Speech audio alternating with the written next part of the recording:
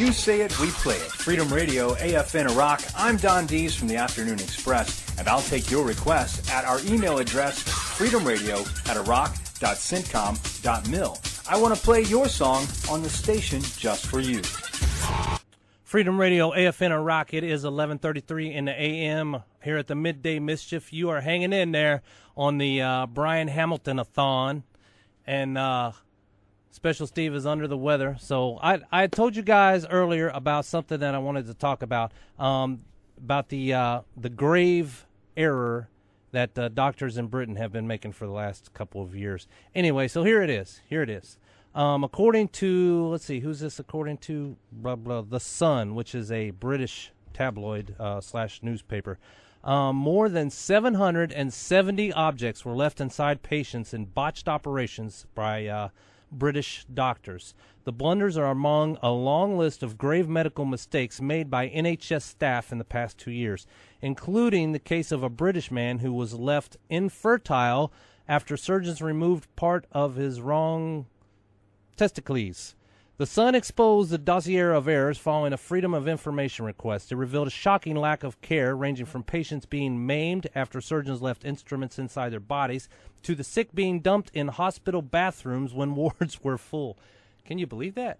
Anyway, like I said, a total of 722 objects were left inside patients following operations in 2008 alone, including pliers, scalpels, coils, and swabs. That is a lot of things. And 11 people were seriously harmed during the NHS operations every day of 2008.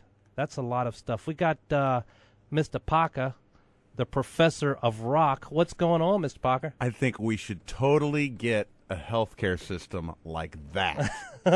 I'm going to call my guy in D.C., the guy that sits up there. Yeah. And I'm going to be like, dude, I want healthcare like that. Yeah, I want some healthcare like that too.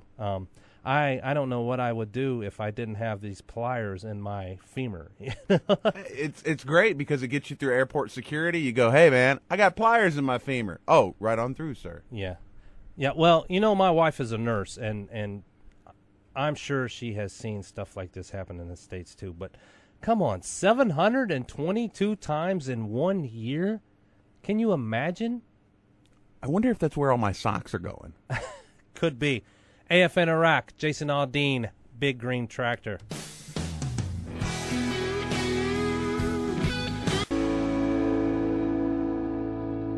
Your source for news and information.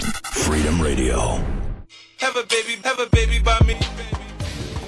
This is Freedom Radio News, your source for news that matters. This is Freedom Radio News. An 82nd Airborne soldier will have an unusual first.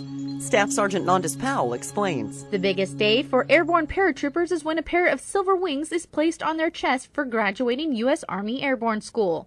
After Airborne School, new paratroopers typically make their first jump in the U.S., but the 82nd Airborne's 1st Brigade Private First Class Johnny Lawson's initial jump will be in Iraq's Al-Anbar province at Al-Assad Air Base. The brigade is the pioneer advise and assist element in Iraq's Al-Anbar province. The jumps refresh paratrooper skill for possible partnered jumps with their Iraqi security forces counterparts. The first of the 82nd Airborne have conducted extensive training with the ISF in combat skill, maintenance, medical, communications, and other areas since arriving in theater last August. For AFN Iraq, I'm Army Sergeant Nondis Powell. Class is in session at the Iraqi Air Force College. Staff Sergeant Stephen Stotts has details.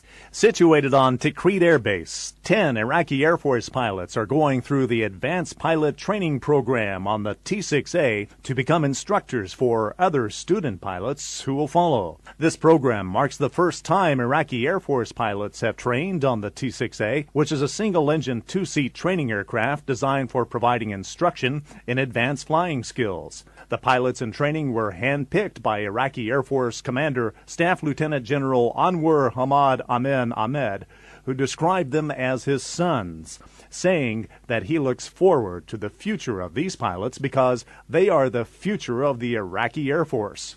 For AFN Iraq, I'm Army Sergeant Steve Stotts. If you'd like to see your unit highlighted on AFN, just send an email to freedomradio@iraq.centcom.mil. That's freedomradio@iraq.centcom.mil. That's your Freedom Radio News. I'm Army Sergeant Nikki Prodromus. Freedom Radio. AFN. All right, then. For the record, this is for adults. Quiet, everybody, please. The station just for you.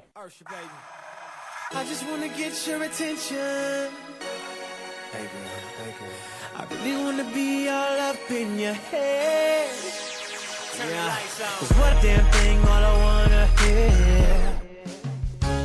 Usher and Hey Daddy. Here's Sugarland, Already Gone by request. AFN Iraq, Freedom Radio.